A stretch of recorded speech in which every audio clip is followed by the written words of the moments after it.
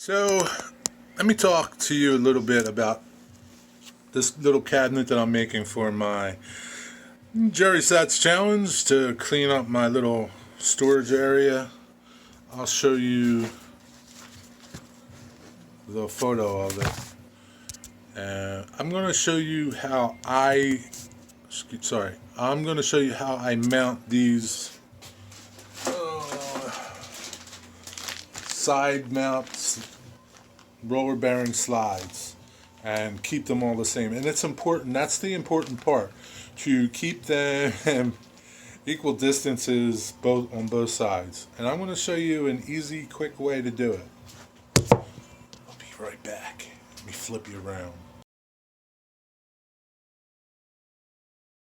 So here's how I lay out my slides so that they are the same distance right and left on the cabinet.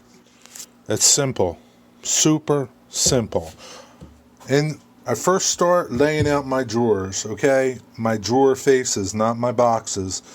These marks just represent my face. I start an 1/8 inch off the bottom, come up, make this long mark. That represents one face of 7 inches. I have a little gap of 1/8 inch. Okay, you can pick whatever you want. An 1/8 inch gap, a 1/16 inch gap. Here's the thing. An 1/8 inch is pretty, it's forgiving, okay? The tighter it is, if you get any type of sag in your drawer, they're going to hit. So an 1/8 inch is a good number between drawer fronts, the spacing between each drawer face, okay? Then I come up another 7 inches, 1/8, come up 4 inches, 1/8, and so on and so forth for all the different face fronts of my drawers. Then I determine where I'm going to be from that 1/8 inch mark, okay? Get a 1, 2, 3 block, right? And then that's going to tell me basically where my drawer slide is going to be in reference to the drawer box. An inch up, some people say center to the drawer box. It doesn't really matter. Okay, so then I cut 2 pieces of scrap. I take this measurement from the bottom of this mark here to here, okay? To the bottom of the box. Take that measurement, cut 2 pieces of scrap, right? I'll clamp the front one and just lay the back one in the back. Sometimes these are scraps, so I just took a piece of scrap and put it in the back to set this off so that, because it was too short to reach my slide.